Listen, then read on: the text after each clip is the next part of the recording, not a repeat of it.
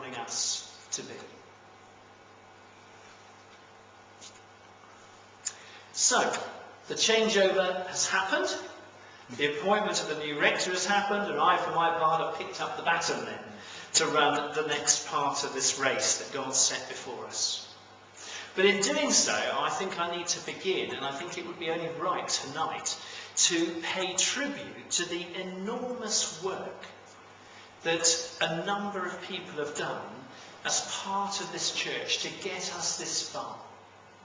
Now, you know well who those people are, so I don't need to list names.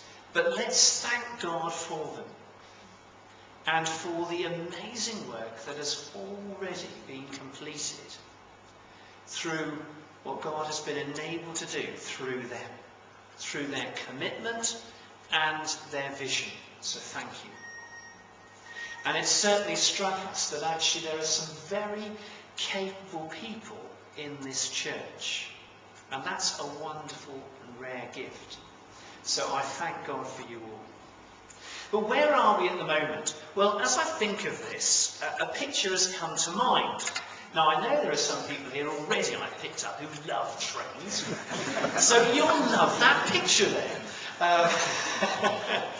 But something that's been different for Joe or I is that actually now on a Friday or Saturday night when we have our window open in the bedroom, so we hear very different sounds to the sounds we heard in the last place we were in. And they're lovely sounds which include these trains that keep passing close by. And it's come to my mind, this picture of where we are at the moment as a church. And it's rather like one of these older trains. And you have the part at the front where the engine is that is pulling everyone along. And that feels like, we know there are a number of people here who have been part of leading the changes that have already happened and are about to happen. And then at the back of the train, so there is the guards compartment, where there are those who are looking out for everybody. Looking out for, say, those who are in need, or need that sense of direction. Pastorally, so we have those in our church. But we're on board a train that will stop at a number of different stations along the way. And with these stations, so some will get off and leave for a variety of reasons. But there will be others, like myself and others, even in the last few months, who will come on board, who will embrace the vision and bring different gifts and abilities with them. The gifts and abilities that we need, that God will send to help us complete this project.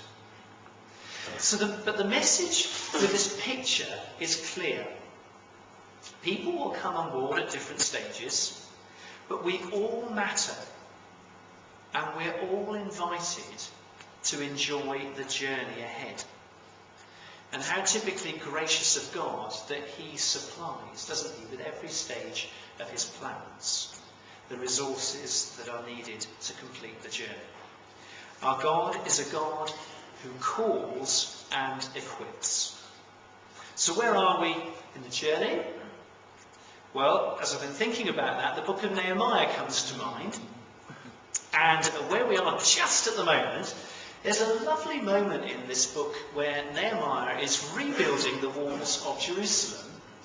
And we read in chapter 4, verse 10, how the people of Judah said, the strength of the labourers is giving out, and there is so much rubble that we cannot rebuild the wall.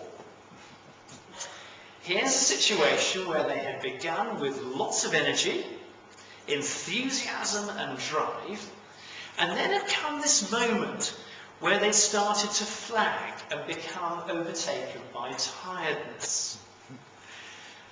And having built the chapter house and aware of all that that involved and getting us just to this point, I sense that there are a few in our church at the moment who are feeling like this passage in Nehemiah.